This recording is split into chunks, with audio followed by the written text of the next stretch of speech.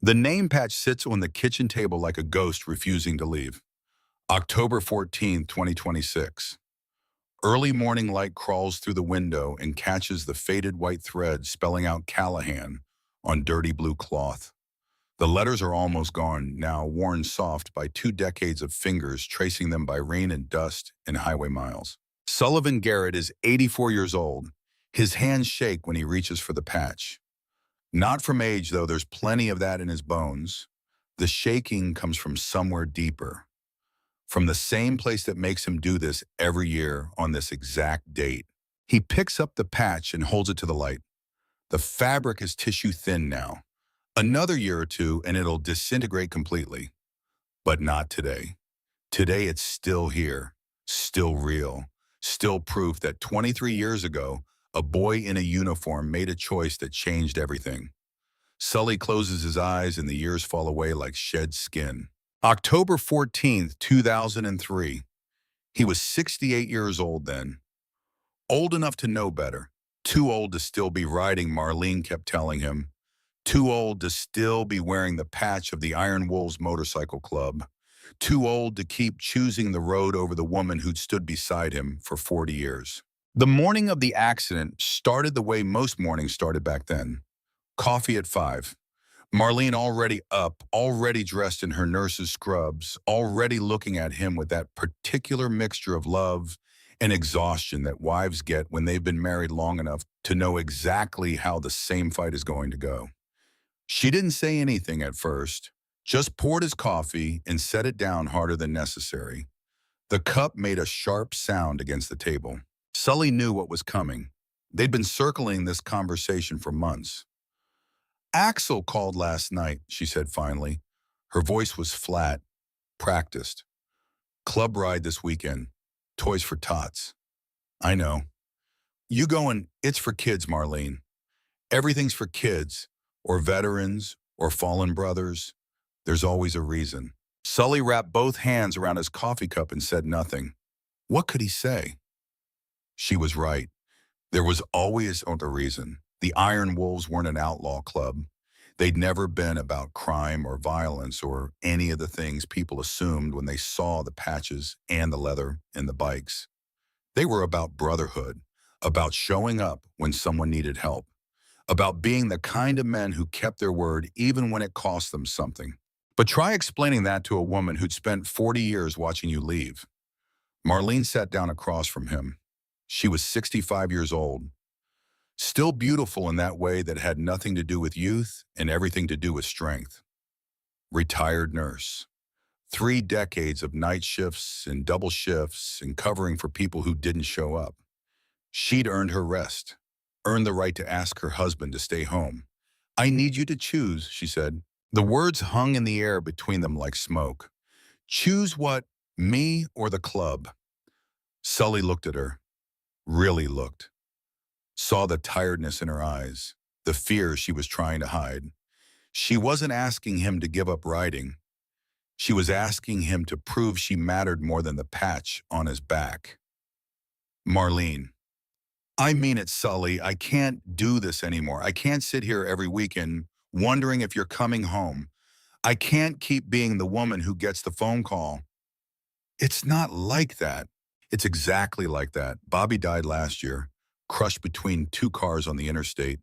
Tommy the year before, heart attack at 62. And Ray, and Hank, and how many others. I've been to 14 funerals, Sully.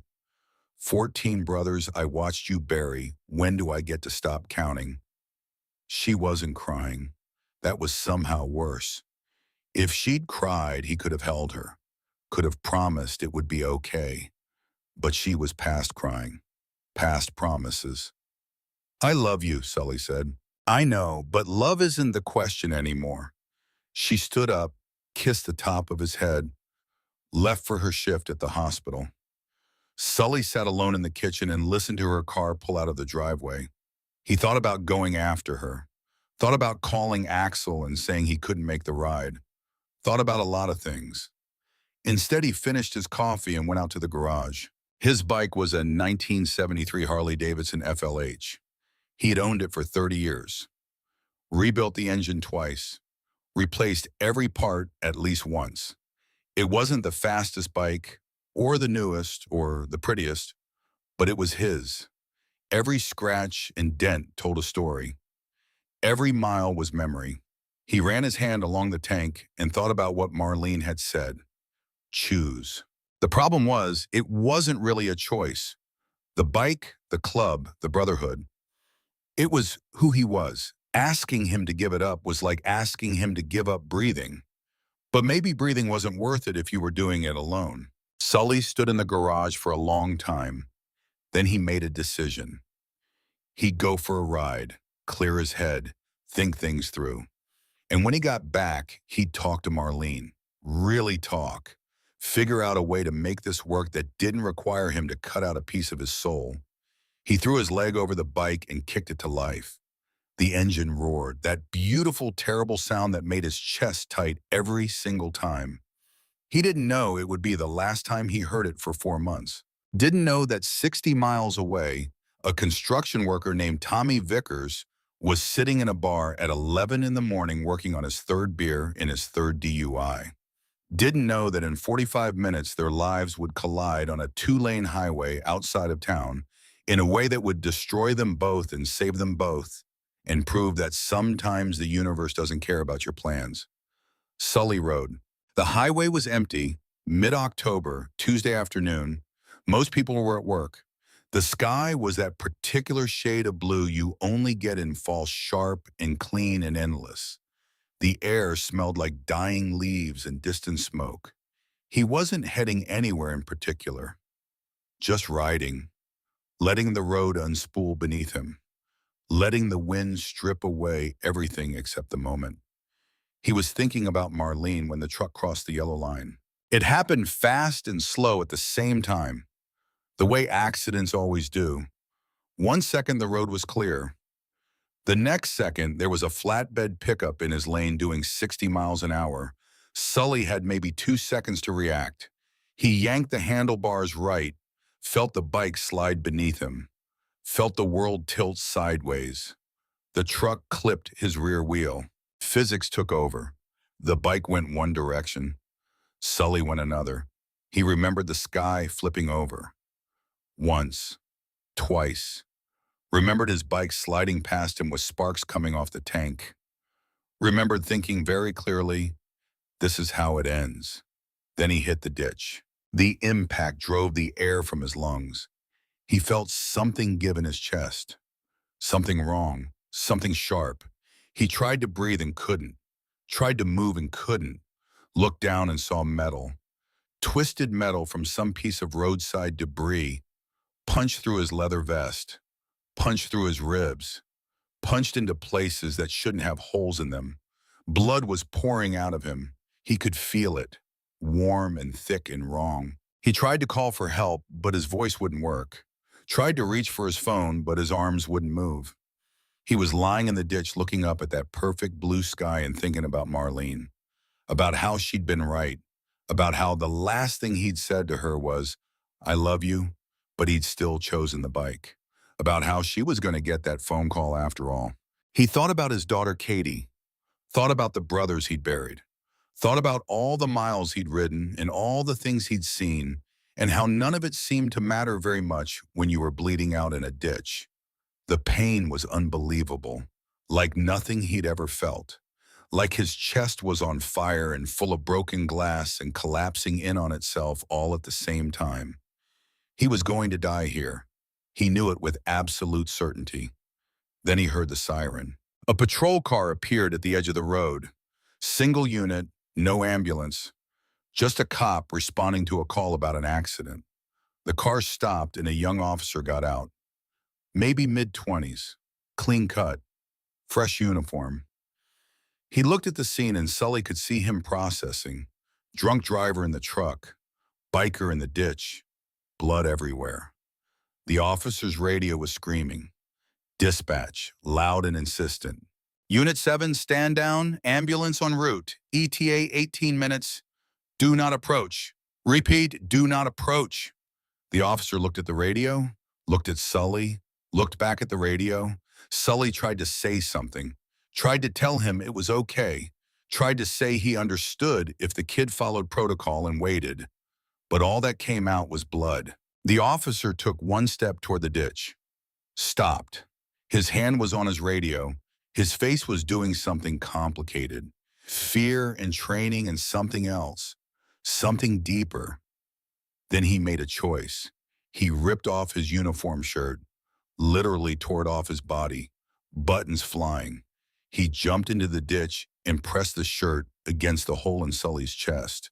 The pressure was agonizing. Sully tried to scream but couldn't. "Look at my face," the officer said. His voice was young but steady. "Don't look at the blood. Look at my face." Sully looked. The officer had blue eyes, real blue. The kind of blue that looked like it was borrowed from that perfect October sky. "My name is Boone," the officer said. "Officer Boone Callahan. You're going to be okay. You hear me? You're not allowed to die today." His radio was still screaming. Dispatch was yelling about procedure and waiting for medical personnel and liability. Boone reached down with his free hand and turned the radio off. Then he did something that would cost him everything. He put his bare hand directly against Sully's ribs and pressed. Hard. Sully felt the bones shift, felt something inside that shouldn't move start to move. The officer's fingers were shaking against his heart. Actually shaking, like he could feel the beats getting slower. "What's your name?" Boone asked. Sully couldn't answer, couldn't make his mouth work. Boone looked down, saw the wallet in Sully's vest pocket, pulled it out, found the license. "Sullivan Garrett," he read out loud. "Okay, Sullivan, stay with me. Count the seconds between your breaths. Count with me." He was praying. Sully realized it after a moment. The officer was praying while he counted, praying and counting and holding his hand against Sully's heart like he could physically hold the life inside. Then Boone made another decision. He picked Sully up, just lifted him like he didn't weigh anything, carried him up out of the ditch, opened the passenger door of the patrol car, and laid him across the front seat. "Hold this," Boone said, pressing Sully's own hand against the blood-soaked shirt. "Press hard, don't let go." Then he got behind the wheel and floored it. 90 miles an hour on a two-lane highway, one hand on the wheel, the other reaching across to press against Sully's chest, the speedometer climbing. The world blurring past. Sully looked at the officer's face, saw sweat, saw fear, saw determination. The kid couldn't have been more than 26 years old, probably had a wife, probably had a family waiting for him to come home safe. And here he was breaking every rule in the book for a stranger in a leather vest, for a biker he didn't know, for a man whose criminal record would show up the moment someone ran his name. Sully tried to say thank you, tried to say something, but his chest was full of blood and his vision was going dark at the edges, and all he could do was look at those blue eyes and count his breaths the way the officer told him to. 22 minutes to the hospital, the dispatch had said. 18 if the ambulance broke every speed limit. Boone Callahan got him there in 9. The emergency room doors flew open. Doctors and nurses everywhere. Shouting, hands pulling Sully out of the car. Boone's voice above it all. "Penetrating chest trauma. Approximately 4 minutes before cardiac arrest. He needs surgery now." Someone asked how he knew the timeline. "I counted," Boone said. "I counted every second." They took Sully away, put him on a gurney, rushed him through doors that said authorized personnel only. The last thing he saw before the lights went out was Boone Callahan standing in the hallway, shirtless, covered in blood, looking like he'd just run a marathon, looking like a kid who just realized what he'd done. Sully didn't remember the surgery, didn't remember the doctors cracking his chest or the 11 hours they spent putting him back together. Didn't remember the moment his heart stopped twice on the table and they had to shock him back. What he remembered was waking up. 6 days later, morning light through hospital blinds, the smell of antiseptic and old coffee, the sound of machines beeping, the feeling of tubes in his arms and his throat and places that shouldn't have tubes in them. And Marlene, she was sitting next to the bed holding his hand. Her face was a wreck, eyes red and swollen. Hair pulled back in a way that meant she hadn't looked in a mirror in days. When she saw him open his eyes, she started crying so hard she couldn't speak. Sully tried to say something, tried to tell her he was sorry, but his throat was raw from the breathing tube, and all that came out was a croak. "Don't," Marlene said. She was squeezing his hand hard enough to hurt. "Don't you dare apologize. Don't you dare." She leaned forward and pressed her forehead against his. Just stayed there, breathing with him, crying, holding on like she'd never let go. After a while, she pulled back, wiped her eyes, tried to smile. "You've been out for 6 days," she said. "The doctor said you were 4 minutes from death when they got you into surgery." 4 minutes, Sully. If that officer hadn't gotten you here when he did. She couldn't finish the sentence. Sully's brain was still foggy, still piecing things together. But he remembered. The crash, the pain, the blue eyes. "The cop," he managed to whisper. "Young kid, Boone." Marlene's face did something strange. Something that made Sully's chest tighten in a way that had nothing to do with the hole that had been punched through it. "What?" he asked. "He's here," Marlene said. "Or he was. The brothers are here. They've been sleeping in the waiting rooms since you came in, taking shifts, making sure someone from the club was here every minute." "I need to thank him," Sully said. "The officer, I need to." Marlene looked down at their joined hands. "Marlene, what happened?" The door opened before she could answer. Axel Braddock came in. Road captain. Sully's best friend for 30 years. Big man, 6'3", 240, most of it muscle, despite being 58 years old. He had a beard down to his chest and arms covered in tattoos and eyes that went soft when he saw Sully awake. "Brother," Axel said. His voice cracked on the word. "Axel, don't ever do that again. You hear me? Don't ever." Sully tried to smile. It hurt. "The officer, Boone Callahan. Is he here? I need to thank him." Axel looked at Marlene. Something passed between them. Something Sully didn't understand. "What?" Sully asked. "What is it?" Axel pulled up a chair, sat down heavy, looked at Sully for a long moment before he spoke. "He's not here, brother." "Why not? Did he get called back to duty? I can wait. I just need to." "Sully." Axel's voice was gentle in a way that made Sully's stomach drop. "He's not coming." "I don't understand."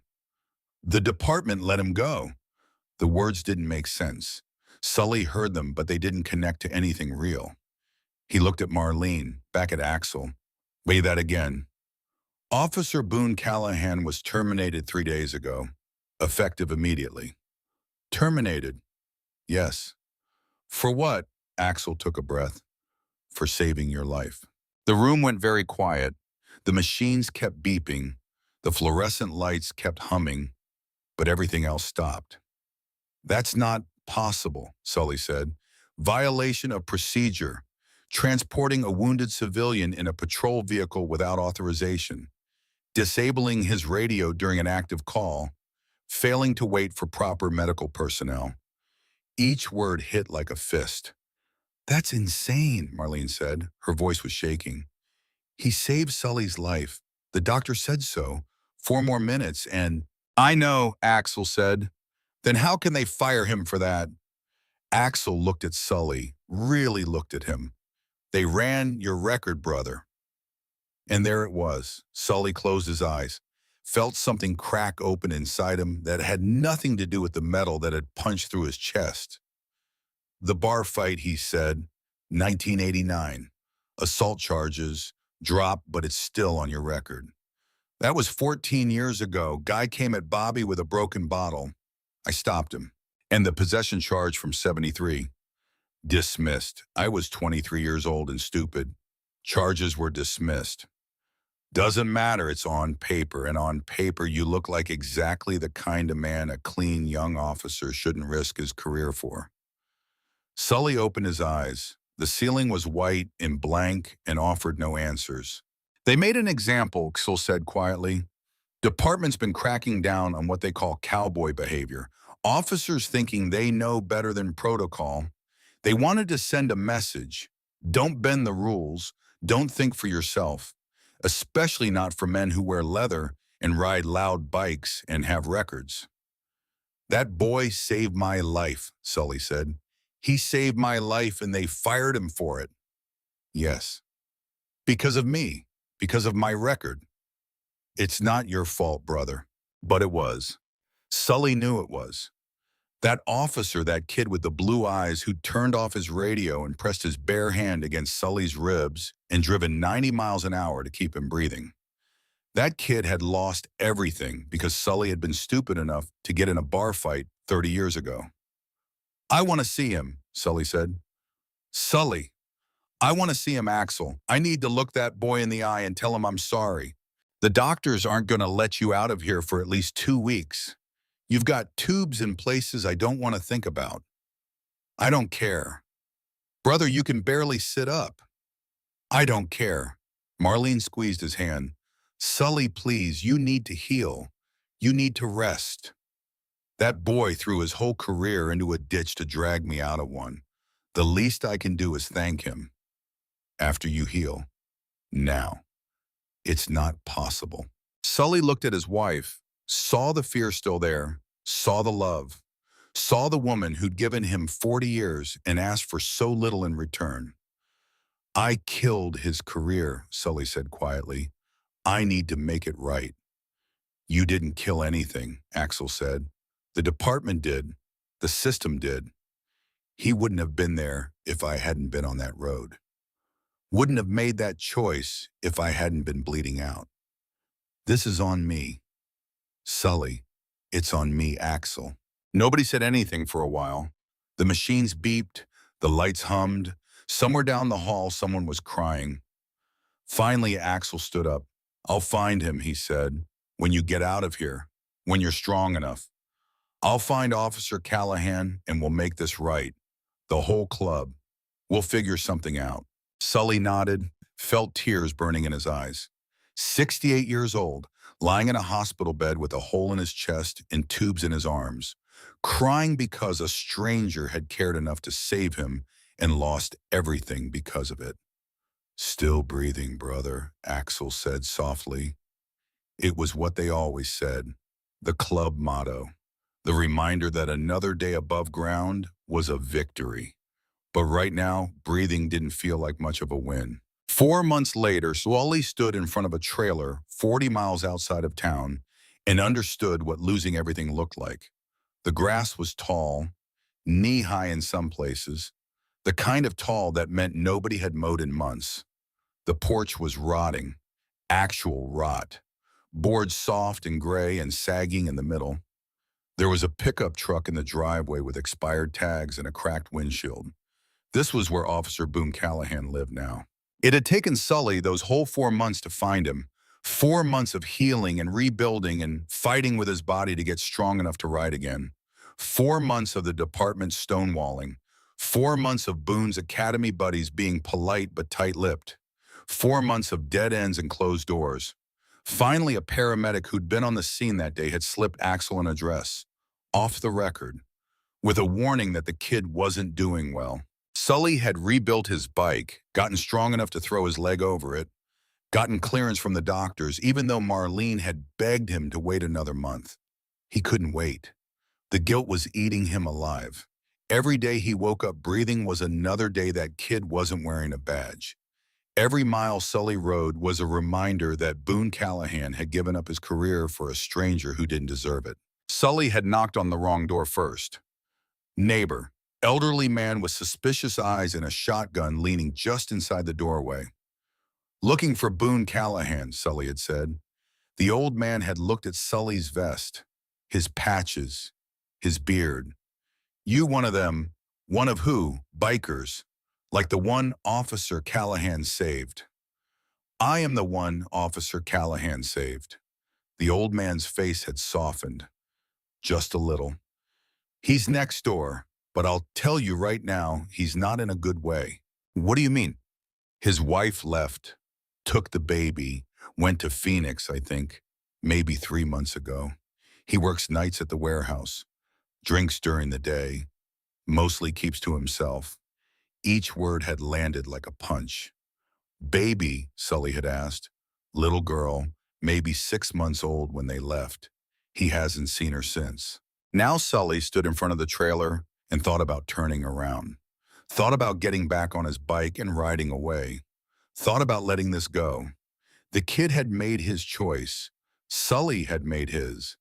Maybe some debts couldn't be repaid, but he'd come this far. He made himself walk up those rotted steps, made himself knock on the door. Footsteps inside. Slow. Heavy. The door opened. The man standing there didn't look much like the officer Sully remembered. That kid had been clean cut, pressed uniform, bright eyes. This man had 3 days of stubble and unwashed hair and a stained t-shirt. He was holding a beer at 2 in the afternoon. He looked at Sully and there was no recognition. Nothing. Sully had lost 40 pounds in the hospital, had grown his beard out where he had been clean-shaven before. He looked different enough that a stranger wouldn't connect them. "Help you?" Boone asked. His voice was flat, dead. Sully took a breath. "Officer Callahan," he said, "my name is Sullivan Garrett. You saved my life on October 14th, 2003. He watched Boone's face cycle through about 6 different emotions at once. Confusion, recognition, something that might have been fear, something else that looked like pain. Boone stepped back from the door, didn't invite Sully in, just stood there staring, like Sully was a ghost he'd been trying very hard not to think about.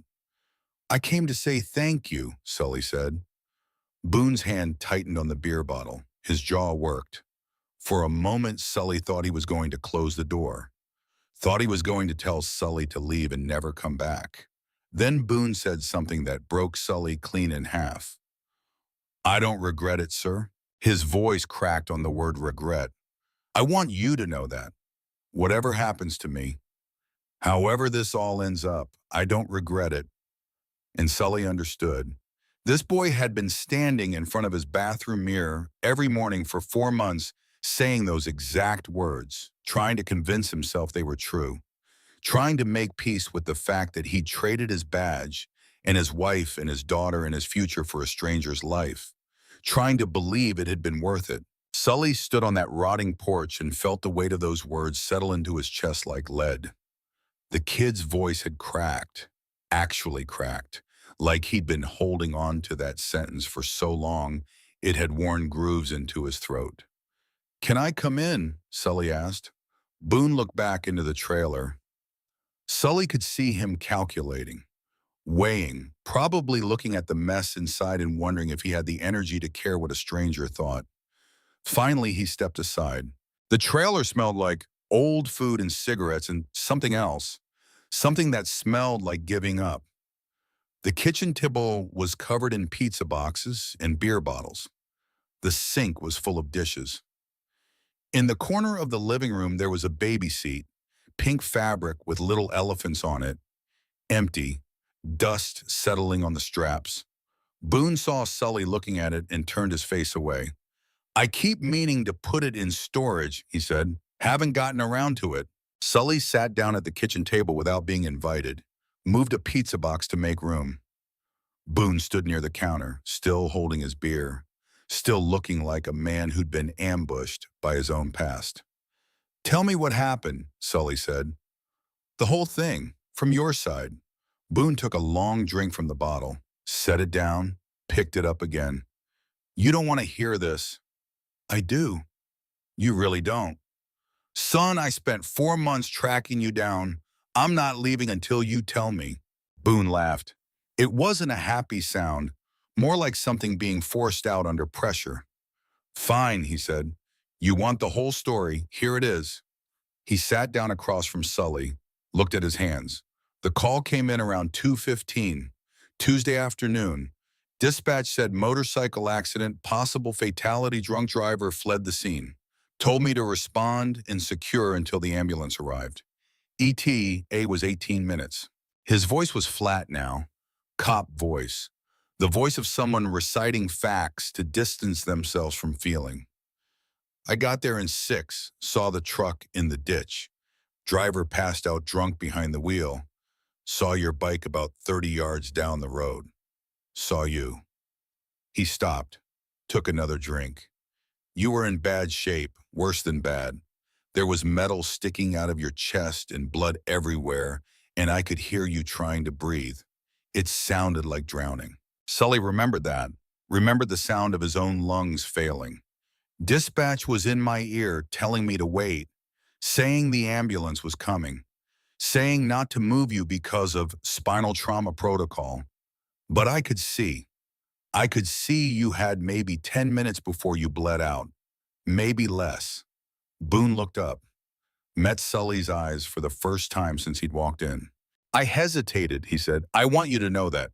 I stood there for probably 30 seconds trying to decide.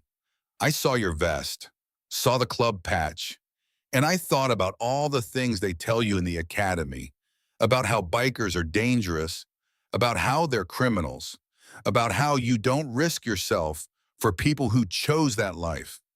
The words hit harder than Sully expected. But then I looked at your face, Boone continued, and you were just a man, bleeding out in a ditch. And I thought about my wife, about the baby we were about to have, about how I wanted to be the kind of father who did the right thing even when it was hard. His voice cracked again. So I made a choice. I turned off my radio and I got you out of that ditch and I drove as fast as I could. I counted every second, counted every breath you took, prayed you'd make it to the next one. You saved my life, Sully said quietly. I destroyed my own. What? Boone stood up, started pacing. The trailer was small enough that 3 steps took him wall to wall. When I got you to the ER, I went back to the precinct. Thought I'd get written up, maybe suspended for a few days. I was ready for that. What I wasn't ready for was internal affairs waiting in the parking lot. He stopped pacing, leaned against the counter. My sergeant met me at the door, Sergeant Clayton Wade. Good cop, fair cop. Or so I thought. He had 2 senior officers with him. They took me to a back room, took my badge, took my gun. Didn't even let me go back to my locker. On what grounds? Officially violation of procedure. Transporting a civilian without authorization. Disabling my radio during an active response. Failing to wait for proper medical personnel. That's insane. That's what I said. Boone's hands were shaking now. I said I saved a man's life. I said the ambulance wouldn't have made it in time. I said I did exactly what any decent human being would have done. What did they say? They said they'd run your name. Said you had a record. Bar fight in '89. Drug charge in '73. Sully closed his eyes. They said I'd risk my career, risked a lawsuit, risked the department's reputation for a man with a criminal history. They said I should have waited, should have let you ding if that's what protocol required. The room went very quiet. They actually said that, Sully asked. Let me die. Not in those words, but yeah, that's what they meant. They said officers follow orders. They said the rules exist for a reason. They said making exceptions gets people killed. Boone sat back down, looked at the empty baby seat. They fired me that day, walked me out the back door so the other cops wouldn't see. Said they were making an example. Said the department couldn't have officers who thought they knew better than procedure. Your wife, Sully said. Rachel. Boone's voice went soft, painful. She was 6 months pregnant when this happened. We'd been married 8 weeks. 8 weeks. She was so proud of me. Used to wear my badge number on a necklace. He picked at the label on his beer bottle. At first she said it would be okay. Said we'd get through it. But the bills started piling up. I couldn't get hired anywhere. Not even security guard work.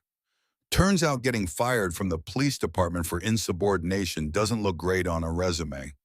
Insubordination. That's what they put in my file. Said I willfully disobeyed direct orders. Made me unemployable. Sully felt something crack open inside him. Something hot and angry and old. We started fighting, Boone continued. About money, about me drinking, about me not being able to let it go. She said I was obsessed, said I needed to move on. But how do you move on when you did the right thing and got punished for it? The baby, Sully said. Ellie, Eleanor. She was born 3 weeks after I got fired. Most beautiful thing I've ever seen. His voice broke completely. I held her in the hospital, and I thought maybe this was why it all happened. Maybe losing the job meant I got to be a better father, got to be home more. He wiped his eyes with the back of his hand. But I couldn't find work, couldn't pay rent. We had to move here to this trailer. Rachel's parents kept offering to help, but that just made it worse. Made me feel like even more of a failure. The fights got worse. I started drinking more. She started crying more. And then one day I came home and she was gone. When, 3 months ago, left a note saying she couldn't do this anymore. Said she was taking Ellie to Phoenix to stay with her mother. Said she'd call when she was ready to talk. Has she called? No. The word hung in the air like smoke. I haven't seen my daughter in 3 months, Boone said. Haven't held her. Haven't heard her laugh. Don't even know if she remembers me. Sully sat there across from this 26-year-old kid who lost his career and his wife and his daughter and his future because he'd chosen to save a stranger's life, because he'd chosen to save Sully's life. Son, Sully said, I'm going to fix this. Boone laughed. That same tired, broken laugh. Nobody can fix this. Watch me. Mr. Garrett. Sully. Sully, I appreciate you coming here. I do. But the department made their decision. My wife made hers. It's done. It's not done until I say it's done. With all due respect, what can you possibly do? You're a biker. You have a record. The department already thinks I screwed up by saving you. Having you show up isn't going to change their minds. Sully stood up, walked to the window, looked out at the tall grass and the rotting porch and the expired tags on the truck. You're right, he said. I'm a biker. I do have a record. And the department thinks that means I'm not worth saving. But you know what else I am? He turned back to face Boone. I'm a brother in a motorcycle club with 40 active members and ties to 6 other clubs across 3 states.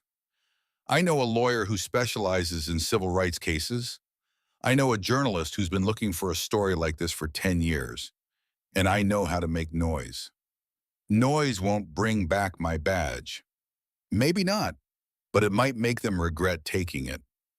3 days later, Sully called a church meeting. Church was what the Iron Wolves called their official gatherings. Not the Sunday morning kind, the kind where brothers came together to vote on club business, to make decisions that affected everyone, to decide what the patch on their backs actually meant. They met in Axel's garage. 23 members showed up, everyone who could make it on short notice. They sat on workbenches and upturned buckets and folding chairs arranged in a rough circle. Sully stood in the middle and told them what had happened, told them about Boone Callahan, about the 9-minute drive and the 4 minutes Sully had left to live, about the firing and the reason, and the kid drinking alone in a trailer while his daughter grew up without him. When he finished, nobody spoke for a long moment. Finally, a brother named Dutch broke the silence. Why should we help a cop? It was the question Sully had been expecting, the question he had asked himself. Because it's the right thing to do, Sully said. Cops are not our friends, Dutch continued. How many times have we been pulled over for nothing? How many times have they hassled us just for wearing the patch? All true. So why should we stick our necks out for one of them? Sully looked around the circle, saw faces he'd known for decades, saw brothers who'd stood beside him at weddings and funerals, who'd helped him rebuild engines and bury friends, who'd proven again and again that brotherhood meant something. I'm 68 years old, Sully said. I should be dead. That kid gave me time I didn't earn, time I wasn't supposed to have.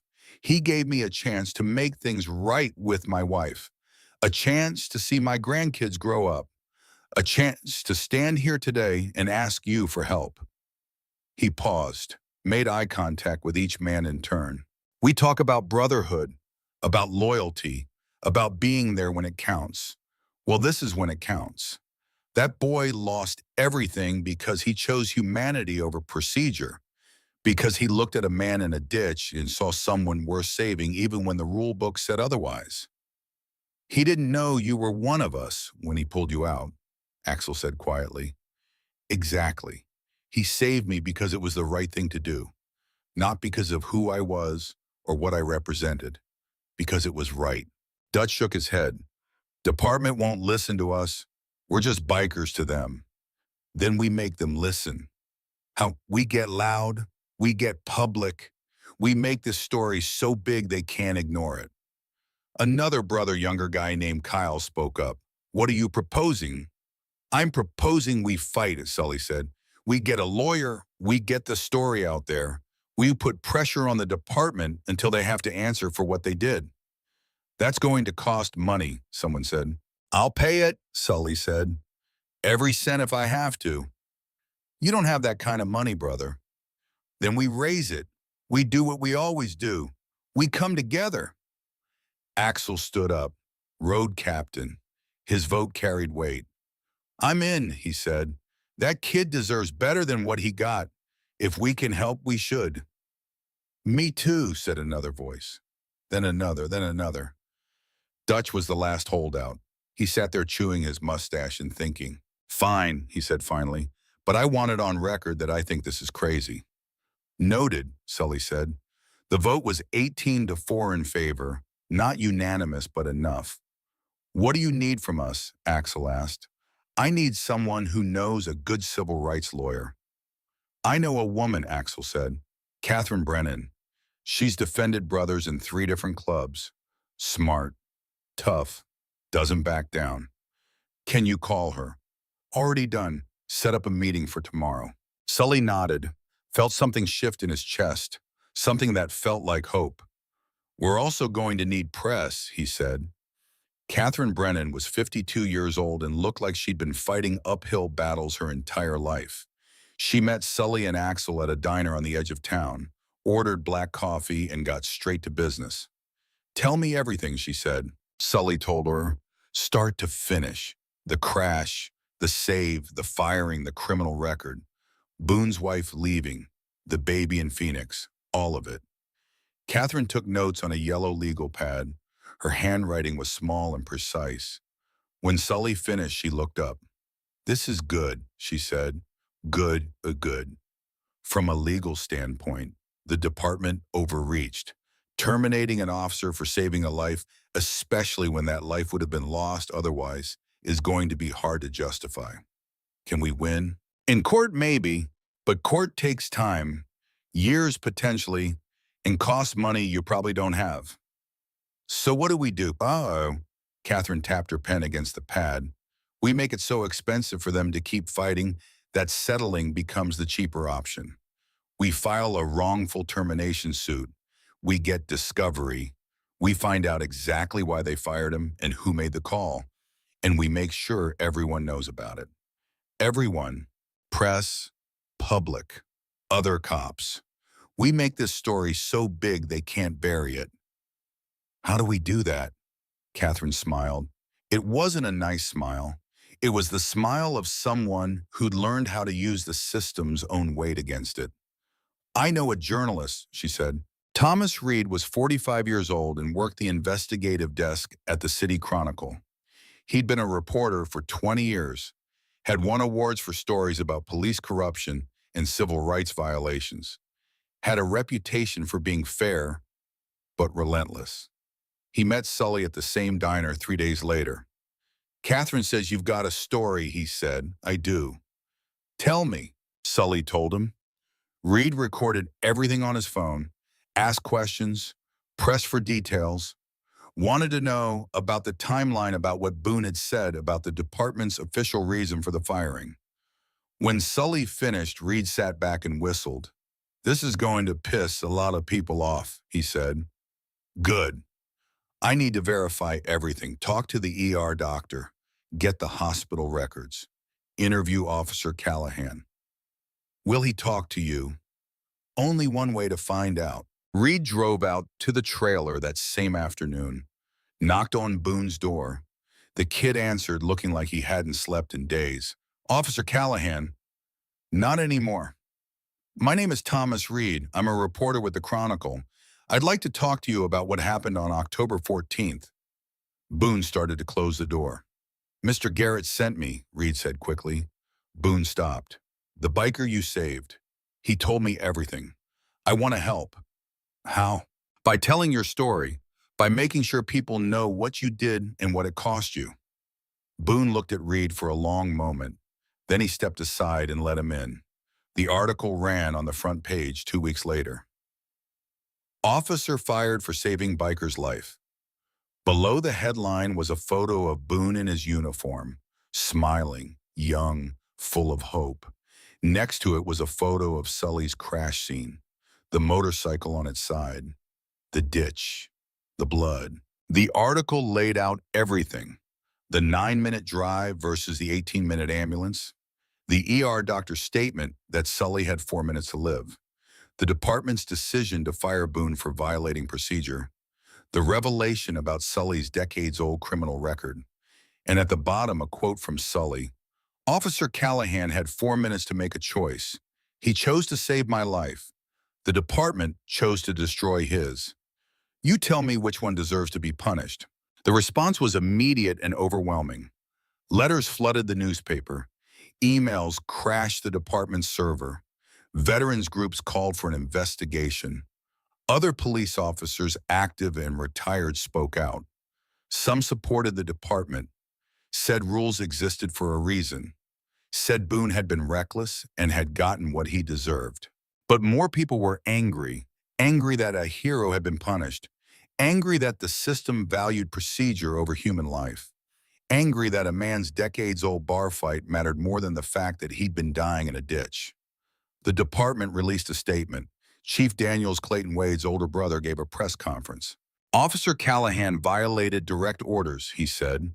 He endangered himself and the citizen he was transporting. He disabled his radio during an active response. These are serious violations that cannot be overlooked regardless of the outcome. Someone in the crowd shouted a question. Would you have let Sullivan Garrett die? Chief Daniels' face went hard. I would have followed procedure and waited for the ambulance. Even though the ambulance wouldn't have made it in time, we don't know that for certain. The ER doctor said 4 minutes. Medical personnel make estimates. They're not always accurate. So you're saying Officer Callahan should have gambled with a man's life. I'm saying he should have followed his training. The press conference ended badly. The chief stormed off. The story got bigger. Then the backlash started. Someone dug up Sully's old mugshot from the bar fight in '89. It started circulating on social media. Sully looked young and angry in the photo. Looked exactly like the kind of person people cross the street to avoid. The comments came fast and vicious. Why should a cop risk his career for a criminal? Look at that mugshot. That's who we're defending. He chose the biker life. He got what he deserved. Worse were the attacks on Boone. Someone found his address, posted it online. His trailer got vandalized. Someone spray-painted "Cop Lover" across the front in red paint, broke his windows, slashed his tires. Boone called Sully at 3 in the morning. You need to stop this, he said. His voice was shaking. Stop what? The media, the story, all of it. You're making it worse. We're fighting for you. I don't want you to fight for me. I want you to leave me alone. Boone. My wife called. She's seen the news. She's upset. Says I'm being selfish. Says I should have just accepted the firing and moved on. Says dragging this all back up is preventing her from healing. Sully sat up in bed. Marlene stirred beside him. What else did she say? She said if I don't make this stop, she's filing for divorce. She'll get full custody. I'll never see Ellie again. The line went quiet.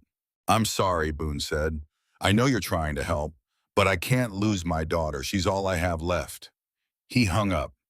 Sully sat in the dark, holding the phone, and wondered if he'd made everything worse. But Catherine Brennan wasn't done. She'd filed the wrongful termination suit 3 weeks after the article ran. The department had 30 days to respond.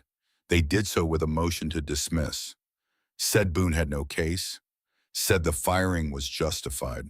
Catherine responded with discovery requests. She wanted documents, internal memos, personnel files, communications between Chief Daniels and the officers who'd made the decision. The department fought it, said the documents were protected, said releasing them would compromise ongoing operations. The judge disagreed, ordered the department to complete them on. What came back changed everything. There was an internal memo, dated 2 days after the accident, from Chief Daniels to Sergeant Clayton Wade and the other senior officers. Subject Callahan. Incident assigned. Action required. The memo was 3 paragraphs. The first 2 outlined the facts. Officer responded to accident, transported civilian against protocol, disabled radio, the standard recitation. The third paragraph was the bomb. We need to make an example here. The force has been developing a reputation for cowboy behavior. Officers thinking they know better than procedure. We can't have that. Callahan's actions, while perhaps well-intentioned, demonstrate exactly the kind of independent thinking that gets people killed. Furthermore, the civilian in question has a criminal record. Assault, drug charges. The optics of an officer risking department liability for this individual are unacceptable.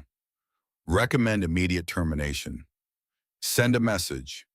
Make it clear that procedure exists for a reason and violations will not be tolerated regardless of outcome. Catherine read the memo to Sully over the phone. They targeted him, she said, deliberately, not because he did something wrong, but because they wanted to make a point. Can we use this? Absolutely. This is discrimination. They fired him specifically because you had a record, because you were a biker, because saving you made them look bad. She paused. There's more. They found 3 other instances in the same year where officers violated procedure. All 3 involved transporting civilians without authorization. None of them were fired. None of them were even suspended. What was different? The civilians they saved didn't have criminal records. One was a city councilman's daughter. One was a retired school teacher. One was a college student. So they only fire cops who save the wrong kind of people. That's what the evidence suggests. Sully felt that old anger rising again, the kind that had gotten him into the bar fight all those years ago, the kind that made him want to ride down to the precinct and make someone answer for this. What do we do now, he asked. We go public with this. We show everyone exactly why they fired him. We make them own it. Thomas Reed ran the story the next day. The leaked memo, the other violations, the pattern of selective enforcement. The article called it what it was, discrimination based on who was worth saving. The response was explosive.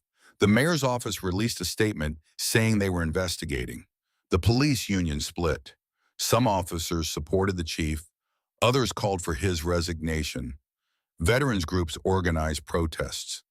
The Iron Wolves and 5 other motorcycle clubs rode through downtown in formation. Hundreds of bikes, thousands of people lining the streets. The pressure became unbearable. 8 months after Boone Callahan was fired, the city announced a settlement. Full reinstatement, back pay for every day since termination, full benefits restored, and a formal public apology from Chief Daniels to be read at a press conference. Catherine called Sully with the news. We won, she said. Sully didn't feel like celebrating. The press conference was held on a Wednesday morning in the city council chambers. The room was packed. Media, citizens, police officers in uniform, members of the Iron Wolves wearing their cuts. Boone sat in the front row. He'd cleaned up, shaved, gotten a haircut, wore a suit that looked borrowed. He sat very still and stared straight ahead. Chief Daniels stood at the podium, read from a prepared statement. After careful review of the circumstances surrounding the termination of Officer Boone Callahan, and in consultation with City Legal Counsel, the department has determined that reinstatement is appropriate. Officer Callahan will receive full back pay and benefits. We regret any hardship this situation may have caused. He didn't sound regretful. He sounded angry. Officer Callahan, he said, your badge and service weapon are being restored. You may report for duty Monday morning.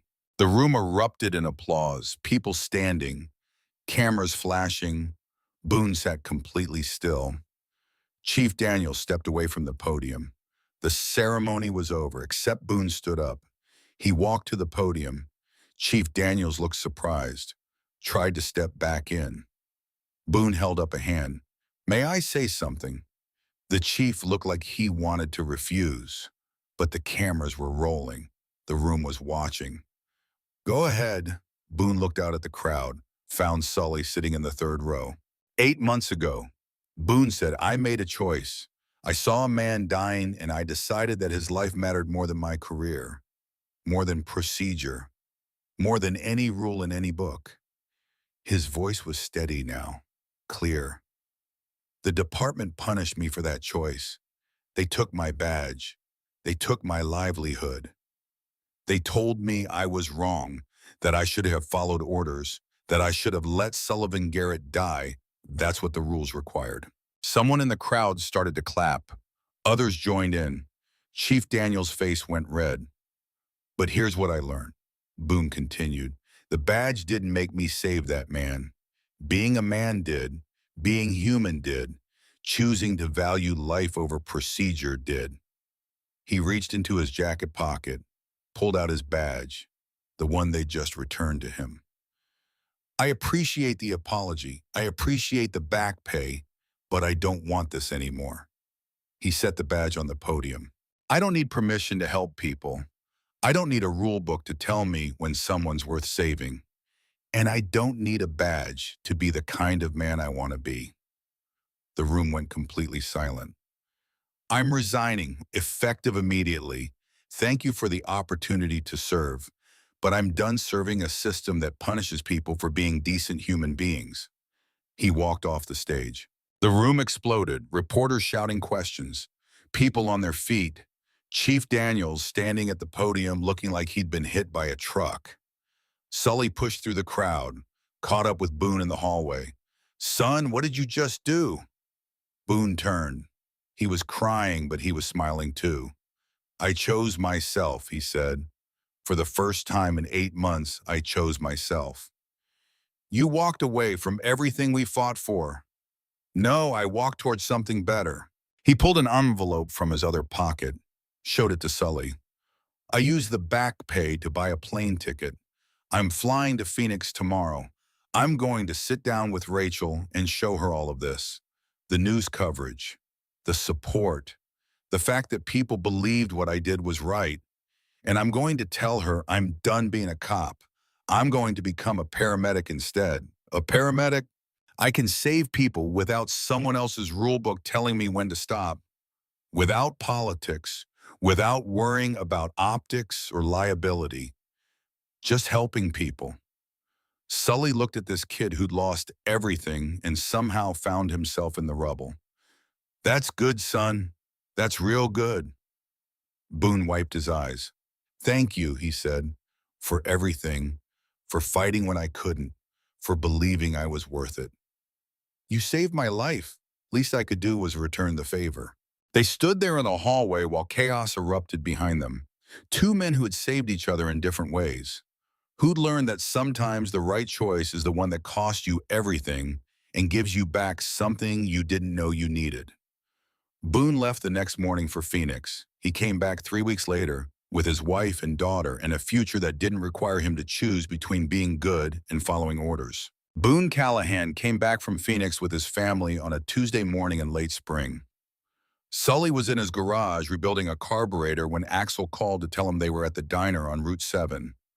Wanted to see him if he had time. Sully dropped what he was doing and rode. The diner was half empty, mid-morning lull, coffee brewing and bacon grease in the air. Boone sat in a booth by the window with a woman Sully recognized from photos. Rachel, pretty, young, tired in the way new mothers are tired. She was holding a baby girl who couldn't have been more than 9 months old. Dark hair, huge eyes, curious about everything. Boone stood up when Sully walked in. shook his hand, introduced his wife. Rachel, this is Sullivan Garrett, the man I told you about. Rachel looked at Sully for a long moment. Her eyes were red, like she'd been crying recently, but she smiled. Thank you, she said, for what you did, for fighting for him. He saved my life first, Sully said. I was just returning the favor. No, you gave me my husband back. You gave Ellie her father. The baby made a sound, reached for Boone. He took her, and she settled against his chest like she belonged there. Like 3 months apart hadn't broken that bond. They sat, ordered coffee. Boone told Sully what had happened in Phoenix. He'd shown Rachel everything. The news articles, the leaked memo, the video of him refusing his badge at the press conference. They'd sat in her mother's living room and watched it all together. She didn't believe me at first, Boone said. Thought I was making excuses. But then she saw the memo, saw what they'd said about you, about how saving you made the department look bad. Rachel reached across the table and took her husband's hand. I was so angry, she said, not at Boone, at myself for leaving, for not believing him when he said he'd done the right thing, for making him feel like he had to choose between being a good man and being a good husband. You were scared, Boone said. I was selfish. You were human. Sully watched them. Watched the way they looked at each other, the way years of marriage looked when people decided to fight for it instead of against it. So what now? Sully asked. Boone shifted the baby to his other arm. She was falling asleep, her little fist curled around his finger. Paramedic school, he said. I start in 2 weeks, 9-month program, then certification exams. If I pass, I'll be working ambulances by this time next year. That's good. It feels right. Like this is what I was supposed to be doing all along. No politics, no department bureaucracy, just showing up when the people need help and giving it. Rachel was crying again, happy tears this time. We're staying here, she said, moving back. Found a little house on the east side, 2 bedrooms, fenced yard. It's not much, but it's ours. Where's the house? Sully asked. She gave him the address. Sully knew the neighborhood. Working class, good people, the kind of place where neighbors looked out for each other. You need help moving, Sully asked. We don't have much. Doesn't matter. You need help, you call. The brothers and I can have you moved in a weekend. Boone looked at him. Really looked. Why are you doing this? He asked. Doing what now? All of it. The fighting, the lawyers now helping us move. You don't owe me anything. You already said thank you. Sully thought about that, about what the right answer was, about what was true. You gave me years I shouldn't have had, he said finally. However many years I've got left, I want to spend them proving I was worth saving. The baby woke up, made a small sound. Boone bounced her gently until she settled again. You were always worth saving, he said quietly. They finished their coffee, made plans for the weekend. Sully rode home feeling something he hadn't felt in a long time, like maybe the world still had room for people who chose to do right even when it cost them everything. The years that followed weren't easy. Boone worked 2 jobs while going to paramedic school, studied at night after Ellie went to sleep. Rachel went back to work part-time as a dental hygienist. They scraped by, ate a lot of pasta, drove a car that broke down more often than it ran. But they were together. That was what mattered. Sully watched from the edges, helped where he could. The Iron Wolves showed up when Boone's car died and helped him buy a used truck. Showed up when their water heater broke and replaced it. Showed up for Ellie's first birthday with presents and cake, and the kind of presents that said, you're part of this now, your family. Boone graduated from paramedic school on a Thursday in April. Sully was there, sat in the back of the auditorium with Marlene and Axel and watched this kid who'd been drinking alone in a trailer 2 years ago walk across the stage and accept his certification. Rachel was in the front row holding Ellie, both of them crying happy tears. After the ceremony, Boone found Sully in the parking lot. You didn't have to come, he said. Wanted to. Means a lot, really. They stood there in the spring sunlight. Sully could see the change in Boone, the way he carried himself, the way the weight had lifted. He looked younger somehow, or maybe just more alive. I start my first shift Monday, Boone said, nervous, terrified, but good terrified, like I'm supposed to be scared because it matters. It does matter. Yeah, Boone hesitated, like he wanted to say something but wasn't sure how. What is it? Sully asked. Rachel's pregnant again. Sully felt his face break into a grin. That's wonderful, son. Congratulations. Thanks. She's about 10 weeks along. We just found out last week. Haven't told many people yet. When's she due? November, right around Thanksgiving. Boy or girl? Don't know yet. Won't find out for another month or so.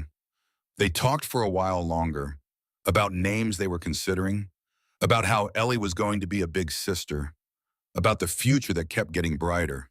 6 months later, on a cold November morning, Rachel gave birth to a healthy baby boy. 8 pounds, 2 ounces, 10 fingers, 10 toes. Perfect. Boone called Sully from the hospital. He's here, Boone said. His voice was thick with emotion. He's perfect. Congratulations, brother. What's his name? There was a pause. Sully could hear Rachel in the background, could hear the baby crying, could hear the sounds of a hospital room and new life. We named him Sullivan, Boone said. The words hit Sully like a physical thing. He sat down hard on his couch. Marlene looked over from the kitchen. What? Sully managed. Sullivan James Callahan. We're calling him Sully, if that's okay with you. Boone, you didn't have to. I know, but we wanted to. Rachel and I talked about it for months. We wanted our son to carry the name of the man who taught us what it means to fight for what's right, who showed us that brotherhood isn't about blood, it's about showing up. Sully was crying, 69 years old, sitting in his living room crying like a damn fool while a young man told him his son would carry his name. I don't know what to say, Sully managed. Say you'll be his godfather. Boone. We're asking, Rachel and I both. We want you to be the one who stands for him, who guides him, who shows him what it means to be a good man. Marlene was crying too now. She'd come to stand beside him, put her hand on his shoulder. I'd be honored, Sully said. He went to the hospital that afternoon, brought flowers for Rachel and a stuffed motorcycle for Ellie, stood beside the bed and looked down at the tiny human wrapped in blue blankets. Sullivan James Callahan, named after a biker with a criminal record who'd almost died in a ditch. Boone put the baby in Sully's arms. He was so small, so impossibly small. His whole hand could barely wrap around Sully's finger. Hey there, little man, Sully whispered. I'm your godfather, which means I'm going to spoil you rotten and teach you all the things your parents don't want you to know. Rachel laughed. Boone smiled. The baby slept. Sully held him and thought about circles, about how life had a way of taking broken things and making them whole again, about how a choice made in 9 minutes could ripple forward into years and decades and generations. The years kept rolling. Young Sully grew up with 2 families, his parents and his godfather, the Callahans and the Iron Wolves. He learned to walk holding Boone's hand on one side and old Sully's on the other. When he was 4 years old, Sully bought him a toy motorcycle, bright red with training wheels and a little engine that made noise when you pushed it. Young Sully rode that thing around the driveway for hours, making engine sounds, pretending to be just like his godfather. Marlene thought it was dangerous, said 4 was too young to be thinking about motorcycles.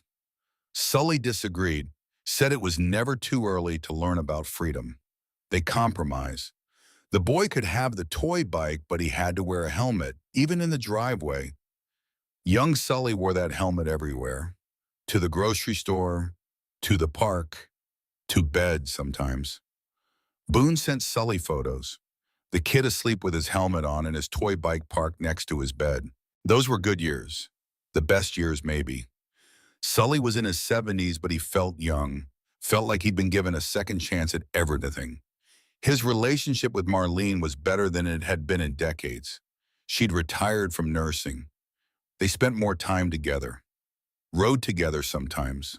Her on the back of his bike with her arms wrapped around his waist like they were 20 years old again. The Iron Wolves kept riding, kept doing their charity work, kept showing up when people needed help. Sully rode less, but he rode better, appreciated every mile in a way he hadn't when he was younger. Boone thrived as a paramedic. He was good at it, great at it, had that same instinct that had made him pull Sully out of the ditch, that ability to see what needed to be done and do it without hesitation. He saved lives, dozens of them, hundreds over the years. Every October 14th, Boone called Sully, just checking to make sure you're still breathing, old man. Still breathing, brother. It became their ritual, their way of marking the day that had changed both their lives. Neither of them forgot. Neither of them wanted to. When young Sully turned 10, old Sully taught him to ride a real motorcycle. Nothing big, just a small dirt bike. They spent weekends in the desert teaching the boy how to shift and turn and read the terrain. Boone was nervous about it. Rachel was terrified. But they trusted old Sully, trusted him to keep their son safe. And he did. He taught young Sully everything he knew, how to respect the machine, how to understand that freedom came with responsibility, how to know when to push and when to back off. The boy was a natural, had his godfather's love for the road and his father's steady hands. By 12, he was riding better than some adults. By 14, he was talking about getting his motorcycle license the day he turned 16. Those were the golden years, the years when everything felt possible, when the past was just a story they told and the future stretched out bright and endless. Then Marlene got sick. Cancer, pancreatic, the doctors found it too late. Stage 4 by the time they diagnosed it. Maybe 6 months, they said, maybe a year if they were lucky. Marlene took the news calmly. She was 77 years old, had lived a full life, had no regrets. I got 47 years with you, she told Sully. That's more than most people get. It's not enough. It's what we have. She fought, not for herself, for Sully, because she knew he couldn't handle losing her. She did the treatments, endured the side effects, smiled through the pain, but cancer doesn't care about love or effort or how much you're needed. She died on a Tuesday morning in March, at home, in their bed, with Sully holding her hand. Her last words were, "Don't stop riding." Sully was 76 years old.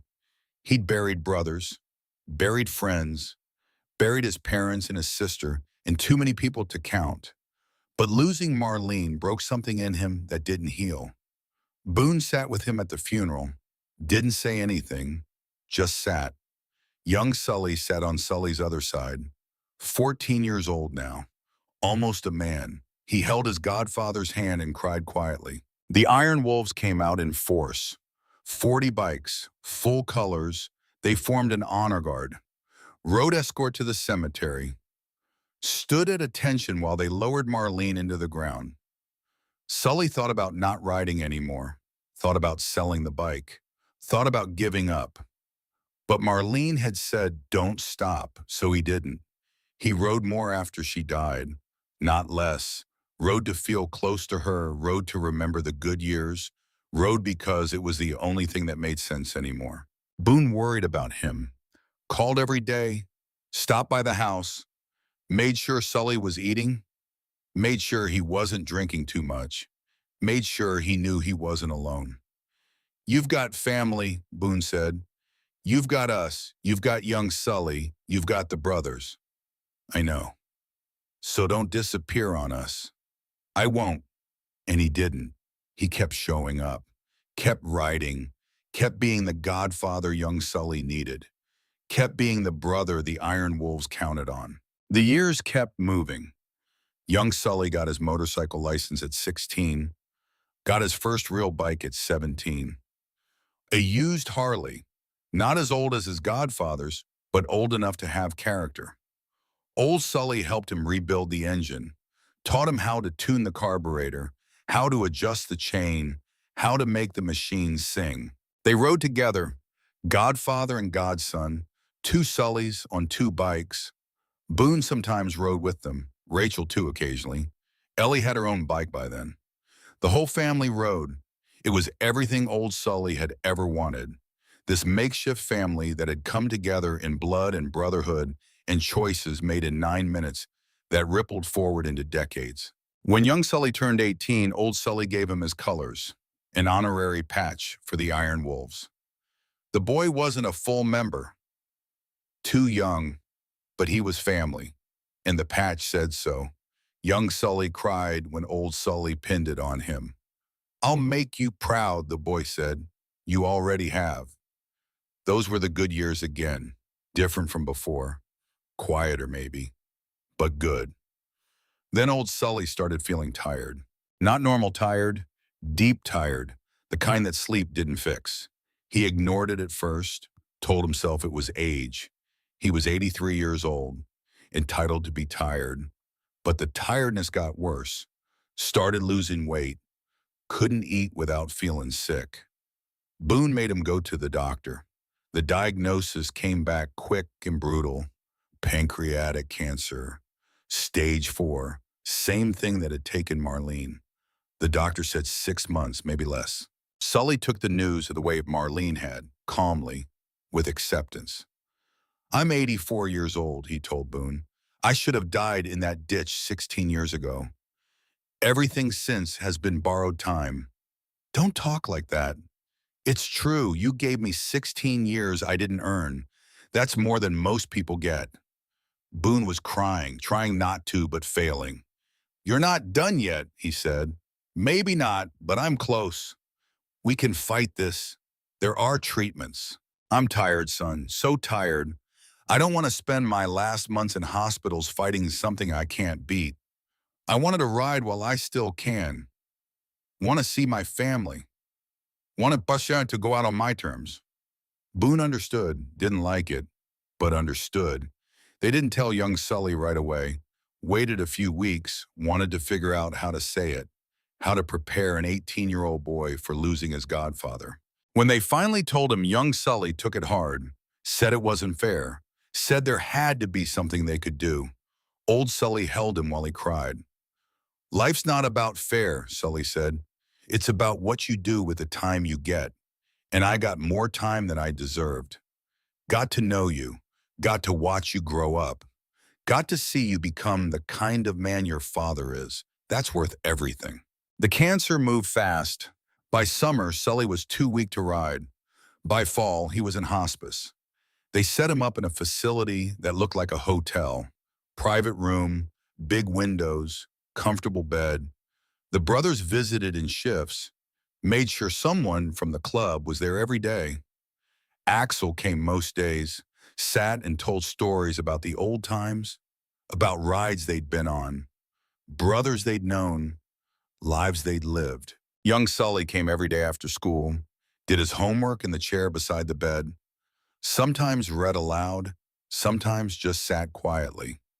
Boone was there whenever he wasn't working. Rachel brought food, Ellie brought flowers. They were all there the day Sully asked to talk to Boone alone. It was October, early October. The leaves were starting to turn. The air had that sharp quality that meant winter was coming. Boone sent everyone else out, closed the door, sat down beside the bed. Sully looked bad. The cancer had eaten him down to nothing. He was maybe 110 pounds, all bones and loose skin, but his eyes were still sharp, still clear. "I need you to do something for me," Sully said. "Anything." Sully reached under his pillow, pulled out something wrapped in cloth. His hands were shaking. Boone helped him unwrap it. It was a name patch, faded blue cloth with white thread spelling out Callahan. Boone stared at it, recognition dawning. "This is from my old uniform," he said, "from when they fired me." "I kept it," Sully said. "All these years, carried it in my saddlebag, every ride, every mile. Why? Reminder that I was worth saving, That someone had looked at me bleeding out in a ditch and decided my life mattered more than his career, more than the rules, more than everything. Boone was crying again. Sully pressed the patch into his hands. I want you to keep it, Sully said. I want you to remember that you didn't just save me that day. You saved yourself. You became the man you were always supposed to be, the man who helps people because it's right, not because someone gave you permission. Sully, promise me you'll keep writing, keep showing up, keep being that man. I promise. And promise me you will tell young Sully, tell him about the ditch and the choice and what it cost us both. Tell him that doing the right thing isn't always easy, but it's always worth it. I will. Sully closed his eyes, smiled. I'm tired, brother. I know. Think I'm ready to see Marlene again. Not yet. Not today. Soon, though. Yeah, soon. They sat together in the quiet, Boone holding the name patch, Sully breathing slow and steady. After a while, Sully opened his eyes again. Still breathing, brother, he whispered. Boone squeezed his hand. Still breathing. Sullivan Garrett died 3 days later, October 14th, 2019, 16 years to the day after the accident that should have killed him. Boone was holding his hand when he went. Young Sully was there too, and Ellie, and Rachel, and Axel, and half the Iron Wolves.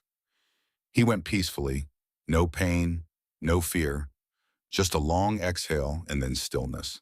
The funeral was massive, 300 people, bikers from 7 different clubs, former cops, people Boone had saved over the years who'd heard about Sully's story, city officials, the mayor, even Chief Daniels showed up. Older now, retired, but he came. They buried Sully next to Marlene. The Iron Wolves formed an honor guard. 40 bikes, engines running, a sound like thunder rolling across the cemetery. Young Sully gave the eulogy. 18 years old, standing in front of 300 people. Voice shaking but steady. My grandfather taught me 3 things, he said. How to ride, how to be a brother, and how to know when breaking the rules is the only way to follow them. He told the story, the whole story, the ditch, the choice, the 9 minutes, the firing, the fight, the badge refused, the naming. He taught me that doing right matters more than being right, young Sully said. That sometimes the most important thing you can do is show up for someone who has no reason to expect you. That brotherhood isn't about blood. It's about being there when it counts. He was crying by the end. They all were. After the funeral, people gathered at Axel's garage. The traditional wake, food and beer and stories. People stood up and talked about Sully, about rides they'd been on, crazy things he'd done, the time he had rebuilt an entire engine in a parking lot because a brother broke down on the way to a rally, the charity rides, the kids helped, the people shown up for. Boone stood up last. Sullivan Garrett saved my life, he said. Not the day of the accident, the day he showed up at my trailer and refused to let me disappear.